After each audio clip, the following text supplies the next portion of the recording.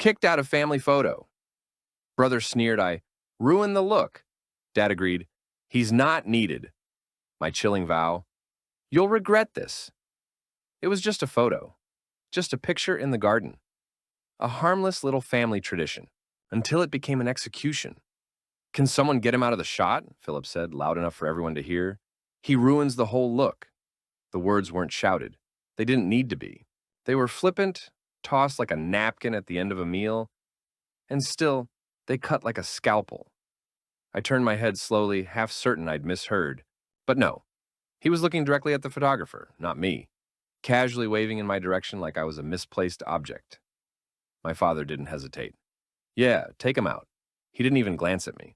He's not someone we need in this family shot anyway. The phrase hit harder than I expected. Not you're not behaving, not step aside for one photo. No, you're not needed. And that was a verdict. All eyes were on me now. Dozens of relatives frozen mid-pose. No one spoke. Not my mother, who once promised I'd always have a place. Not my aunt, whose politics could start wars at Thanksgiving. Not even Grandma, the woman whose withering stare could silence God, said a word.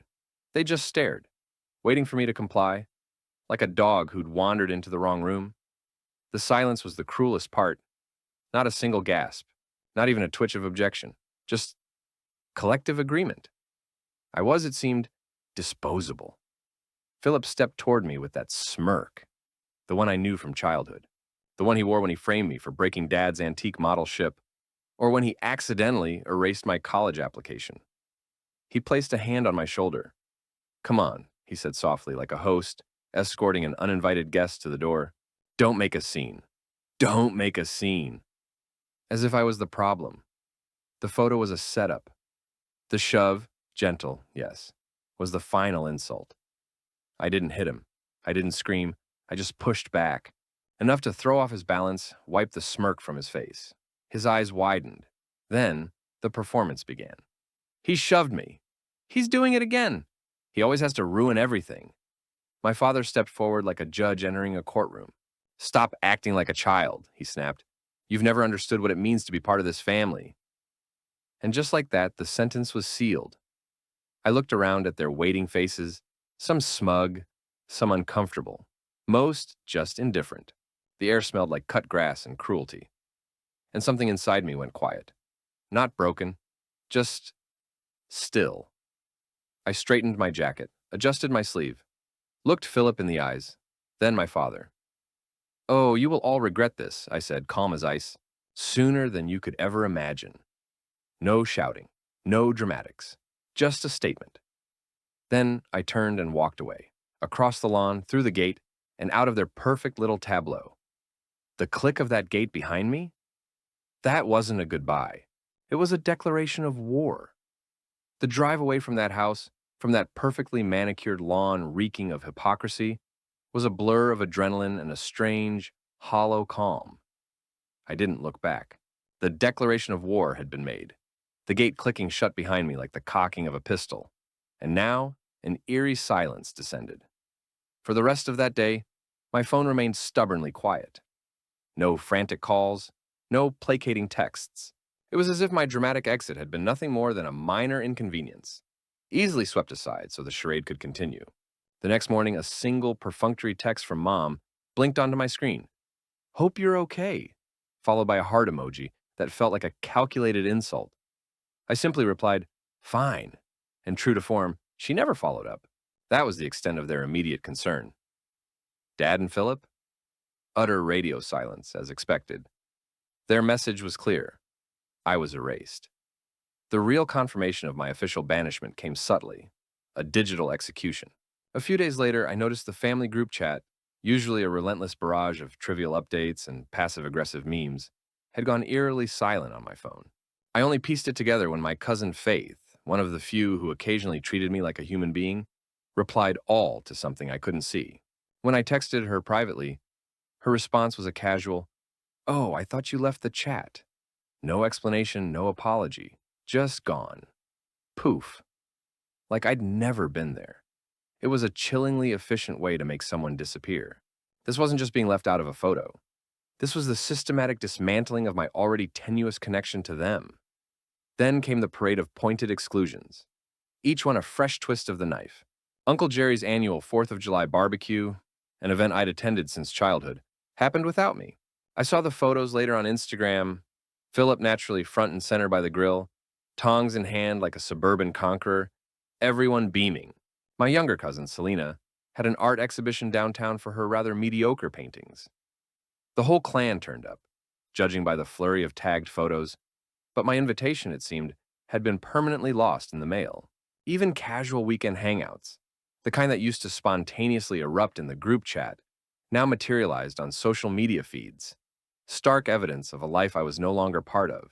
At first I tried to rationalize it, telling myself they were perhaps giving me space, that the dust needed to settle.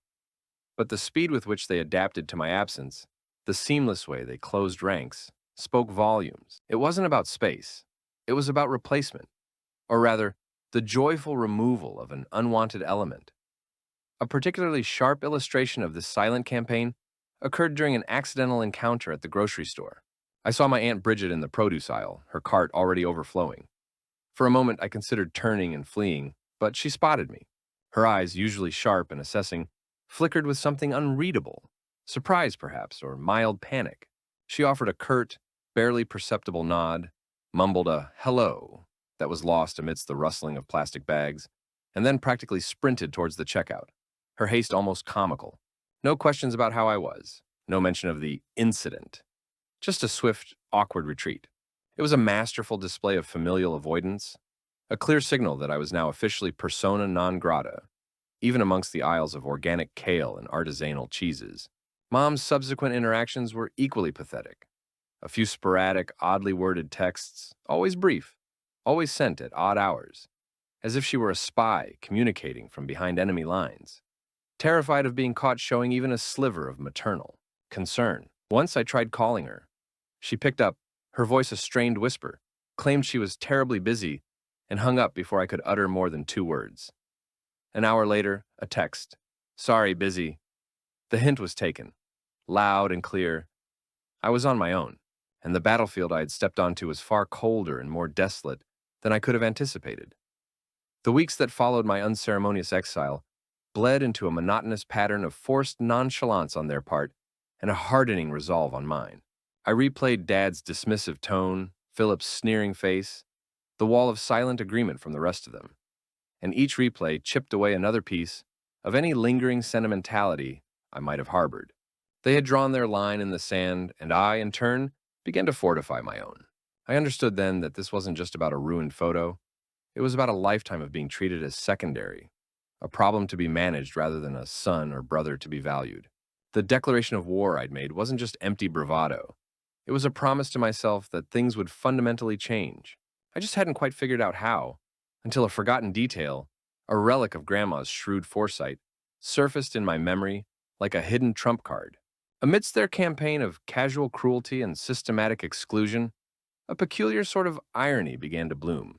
You see, for all their posturing about image and status, my family had a deeply ingrained appreciation for their comforts, many of which were subtly subsidized by the family fund. This wasn't some colossal fortune, but a respectable trust established by Grandma years ago, intended for significant family expenses, educational support, emergency aid, and, most notably, those lavish annual family trips and gatherings they so cherished. And the sole administrator of this fund, the one person Grandma had entrusted with the final say on every withdrawal, every allocation, was me. She'd once told me, with a wry smile, that she picked me because I was the only one who wouldn't squander it on frivolous nonsense or be bullied into poor decisions. At the time, it felt like just another thankless chore, another responsibility, piled onto the family's designated scapegoat. Now, however, it felt like the keys to a very specific kind of kingdom. The first probe came a few weeks into my exile. An email from Dad, all brisk professionalism, no mention of the garden incident, curtly requesting approval for the deposit on their annual summer lake house rental, the very same trip from which I was now implicitly, if not explicitly, barred. It was almost comical in its audacity. Shortly after, a text from Philip chimed in, oozing false bonhomie. He asked if I was doing okay, then, without pausing for a reply, smoothly transitioned into, "Hey bro, when you get a chance, can you look at that request for the lake house? Everyone's waiting on it." No apology, no acknowledgement of his previous thuggery, just a casual expectation of my continued servitude. It was the same old script, the same old roles. They clearly assumed I'd just roll over and approve everything, as I always had, eager for any scrap of pseudo-inclusion. But the Lorenzo who had managed the fund out of a sense of reluctant duty was gone, replaced by someone who had finally realized the weight of the pen in his hand. I decided it was time they reacquainted themselves with the fund's actual bylaws, the ones Grandma had meticulously drafted. I replied to Dad's email, equally professional, requesting itemized invoices, a detailed breakdown of attendees, and justification for the unusually inflated budget they were proposing. For Philip, I simply texted back, "All fund requests and supporting documentation must be submitted formally via email as per Section 4, subsection B of the trust agreement." The silence that followed was, for a change, satisfying. Then Mom called, her voice saccharine with forced sweetness, the first direct contact in weeks, asking if I could just help out this one time, dear, for the sake of family peace. I told her to ensure all documentation was correctly submitted via email. The line went quiet for a beat before she hung up. They thought they could push me out of the picture, but keep my hand signing their checks. They were about to learn just how wrong they were. The rules, so long a mere formality, were about to become my most potent weapon. My newfound, unyielding adherence to the letter of Grandma's trust agreement was a bitter pill for my family to swallow, and they choked on it daily. My inbox became a repository of their thinly veiled demands and increasingly desperate pleas, each one meticulously cataloged and responded to with the same unwavering bureaucratic precision.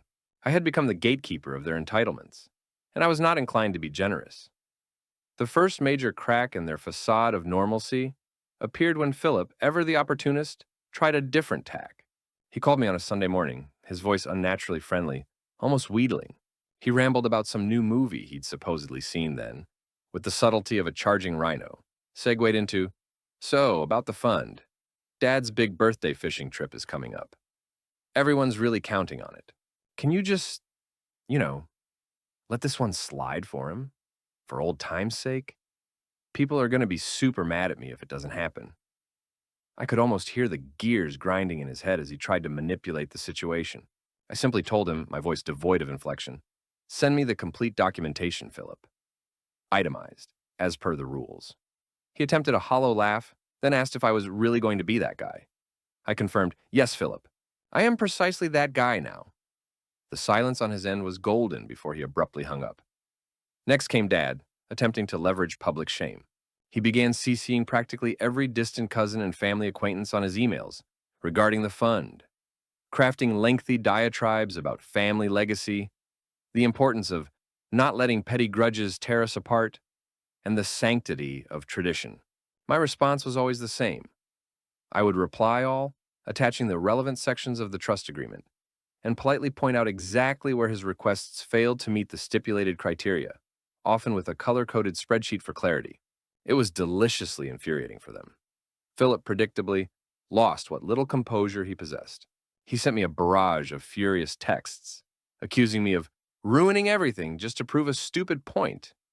I calmly texted back, "The point, Philip, is that you can't treat people like disposable garbage and then expect them to cater to your every whim." He had no answer to that. My meticulousness became legendary, or perhaps notorious, within the family circle. Every expense claim for their proposed extravagances was scrutinized. I made Uncle Jerry submit receipts for every single string of fairy lights and every paper napkin for a ridiculously overpriced impromptu garden party. I requested detailed guest lists and catering invoices for Mom's essential family reunion brunch, which I knew was merely a thinly veiled excuse for her and her cronies to indulge in a spa day on the fund's dime. Anything that deviated even slightly from Grandma's explicit rules was rejected, with a polite formal email explaining the precise infraction, always CCing the entire family mailing list. No more winks and nods, no more "just trust us" on this one. They wanted to play by a new set of rules where I didn't matter? Fine. Now they'd play by Grandma's rules, enforced by me, to the absolute letter. Aunt Bridget tried to circumvent the process via a syrupy Facebook message, suggesting that maybe we could work something out just between us if I'd just sign the forms. Selena attempted the guilt trip, wailing about how stressed mom was and how my obstinacy was making everything so much harder for everyone. My standard reply became, "This is no longer my concern. If you wish to utilize the family fund, ensure all submissions are compliant." The beautiful, intricate tapestry of their effortlessly funded lifestyle began to unravel with alarming speed. Dad's much anticipated big birthday fishing trip to some exclusive remote lodge? Canceled. Nobody, it turned out, was willing to foot the bill themselves when faced with actual costs instead of a magical family slush fund. The elaborate family reunion brunch devolved into a sullen backyard gathering with lukewarm, store-bought pizza and a palpable air of resentment. Dad, I heard through the grapevine, specifically from Cousin Faith, who was now my unofficial informant, started calling distant relatives to complain about my tyrannical grip on the finances. Amusingly, some of those relatives, their curiosity piqued, actually reached out to me. I simply forwarded them the trust documents and a summary of the rejected non-compliant requests. For the first time, the narrative of me being the difficult one started to encounter some healthy skepticism from outside the immediate blast radius of their entitlement. The simmering tension finally boiled over one evening when Philip, unannounced and uninvited, showed up at my apartment. He didn't knock. He used the key he still had from years ago, a mistake I rectified the very next day by changing the locks. He strode in, his face a mask of belligerent entitlement, and immediately launched into a tirade about how I was being dramatic and making everything about myself. He accused me of deliberately sabotaging family traditions, trying to make everyone miserable. I remained seated, calm, and simply reiterated that I was following the explicit terms of a legal document. He then tried to physically intimidate me, stepping close, his voice rising as he insisted I had to knock it off, or he'd find a way to go around me. I told him coolly to try his best, reminding him that Grandma had made sure her instructions were ironclad. That's when he completely lost it. He got right in my face, veins bulging in his neck, calling me a pathetic loser. He actually shoved me, a hard, aggressive push. I shoved him back, equally hard, sending him stumbling. He looked genuinely shocked, as if he couldn't believe I'd retaliated. Before it could escalate further, he just snarled, slapped his hand hard against my kitchen counter in a parting shot of impotent rage, and stormed out, slamming the door so hard a picture frame fell off the wall. No apology, no attempt at reason, just pure, unfiltered rage that I was no longer their compliant doormat. The perfect family image was not just tarnishing, it was actively shattering. The silence after Philip stormed out of my apartment that night had stretched into weeks, then months. Not the kind of silence that signals reflection or remorse. No, this was the cold, strategic quiet of a family regrouping behind closed doors, planning the next move. And a year later, it came, in the form of a thick ivory envelope bearing Dad's private letterhead, a formal invitation, no, a demand. Now you are hereby requested to attend a family meeting to resolve the ongoing tensions surrounding the trust and to restore familial harmony. CC'd to everyone. Aunts, uncles, cousins, names I hadn't heard from in years. It wasn't an olive branch. It was a courtroom summons, with me cast as the defendant and a jury of blood waiting to convict. I should have laughed. Instead, I replied, "Agreed," I wrote back, copying the whole list. "On 3 conditions. The meeting takes place at Grandma's house. She will be present, and I will record the entire session for transparency." I knew what I was doing. The recording part made them squirm. I could feel it in the panicked backpedaling that followed. But Grandma, bless her spine of tempered steel, shut the discussion down. "My house, I'll be there. No edits." They were trapped. The day of the meeting, Grandma's formal living room, usually reserved for funerals and photo ops, was tense as a courtroom. They were all there. Philip, radiating wounded innocence. Dad, face neutral, but fists clenched. Mom, small and gray. Bridget and Selena whispered in a corner. Jerry squirmed in his chair. And Faith, ever the wild card, scrolled on her phone, expression unreadable. Dad stood first. Predictable. A speech filled with buzzwords. Family unity. Healing. Turning the page. He invoked tradition. Invoked Grandma. Invoked God. He said nothing. I waited, then spoke. If this is about the trust, then let's speak plainly. I pulled out folders. Exhibit A, the trust agreement. Exhibit B, the annotated violations. Exhibit C, the expenses they'd tried to bury under vague descriptions. Emails, timestamps, bank statements. I didn't raise my voice, I didn't insult them. I let the facts do what years of shouting never could. Every time Dad tried to interrupt, I slid another document across the table. Every time Philip made a noise of protest, I played a voicemail. It wasn't just a presentation, it was an autopsy, and they were the cause of death. Then came the break. Philip, face flushed, fists trembling, slammed his hand down on the table. This is vindictive. You're just punishing us. You've always hated this family. And then Grandma spoke. Philip. One word. But it cut like a knife. She didn't raise her voice. She didn't repeat herself. Sit. Down. He froze. That voice, calm, absolute, silenced him like a slap. Lorenzo is not punishing anyone, she continued, voice steel under velvet.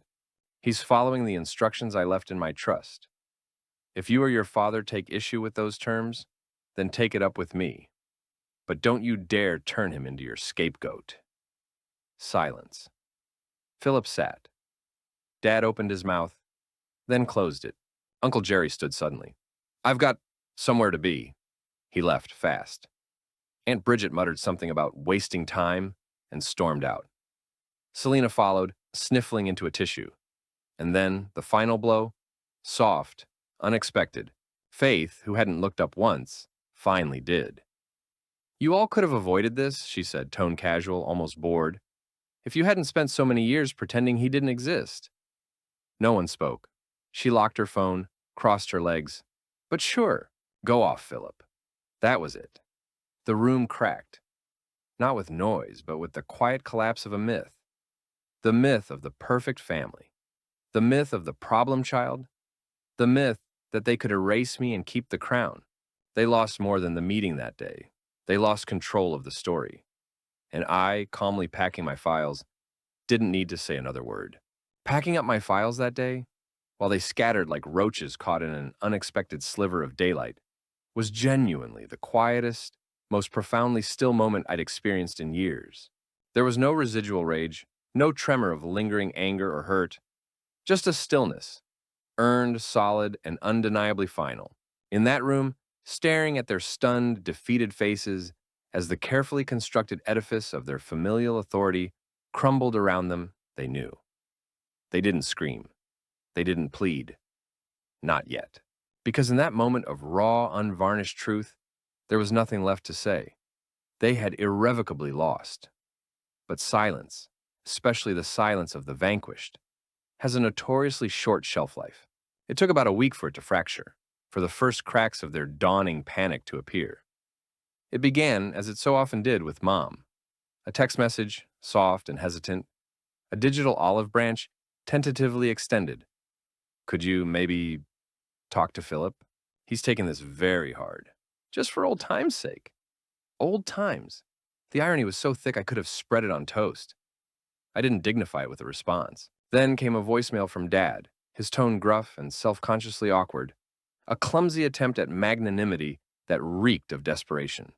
He mumbled something about how we should all endeavor to put this unfortunate episode behind us. Let's talk, son. The word son felt alien coming from him. I deleted the message without a second thought, and then the floodgates truly burst. Philip, true to his nature, messaged daily, a pathetic, relentless barrage of attempts to rewrite the narrative, to reposition himself as the wronged party. One day it was, "You've made your point, Lorenzo. Isn't that enough?" The next, a shift to wounded accusation. "This is just vindictive now. You're enjoying this, aren't you?" And then, the classic projection. "You always do this when you feel left out. Always have to make it about you." Each message was a testament to his utter lack of self-awareness. Aunt Bridget chimed in with multi-paragraph emails, their subject lines blaring like emergency sirens. "Please read! Family emergency! Think of your mother," filled with dramatic pronouncements about the sanctity of family and my supposed moral failings. Selena, meanwhile, tried guilt-drenched messenger confessions. long, rambling texts about how broken everyone was and how only I could fix it, interspersing her pleas with tearful emojis. Even Uncle Jerry managed to slur his way through a voicemail that sounded like he'd started recording mid-beer, rambling about how blood is thicker than water, man. You gotta, you know, be the bigger person. They didn't want reconciliation. They weren't capable of it. They wanted containment. They missed the control they once had over me, not me. When I next checked in with Grandma, just to make sure she wasn't being unduly harassed, she just chuckled, that dry, knowing sound of hers. "Oh, they've been calling all week, dear," she'd said, a hint of amusement in her voice. Each one with their own sob story. I told them straight, "You made your own mess. Now you can darn well live in it." Her unwavering support was a quiet bomb. Then came the inevitable escalation.